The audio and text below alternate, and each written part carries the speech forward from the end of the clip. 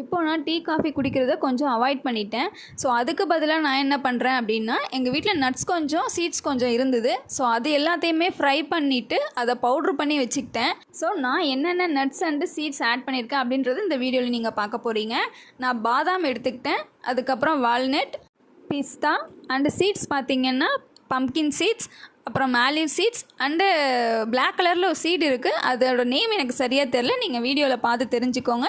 இது எல்லாத்தையுமே நான் நல்லா ஃப்ரை பண்ணிக்கிட்டேன். ஃப்ரை பண்ண எல்லாத்தையுமே மொத்தமாக ஒரு முரத்தில் போட்டு ஃபேன் காற்றுல நல்லா ஆற வச்சு எடுத்துக்கிட்டேன். அதுக்கப்புறம் மிக்ஸி ஜாரில் சேர்த்துக்கிட்டு ஃபைன் பவுடராக அடித்து எடுத்துக்கிட்டேன். 2 பார்ட்ஸாக அடித்து எடுத்துக்கிட்டேன். ஒரு பார்ட்டில் வந்து எனக்கு நல்ல பவுடராக கிடச்சிச்சு, இன்னொரு பார்ட்டில் வந்து கொஞ்சம் வெட்டாகிடுச்சு. ஸோ அதை வந்து நான் உருண்டையாக பிடிச்சிக்கிட்டேன். ஸோ இதுக்கப்புறம் நான் டீ காஃபிக்கு பதில் நான் பாலில் வந்து இந்த பவுடரை ஆட் பண்ணி தான் குடிக்க போகிறேன். இது வந்து உடம்புக்கு ரொம்ப ஹெல்த்தி, எப்படி வேணாலும் செஞ்சு சாப்பிட்லாம். நீங்களும் ட்ரை பண்ணுங்கள். தேங்க்யூ.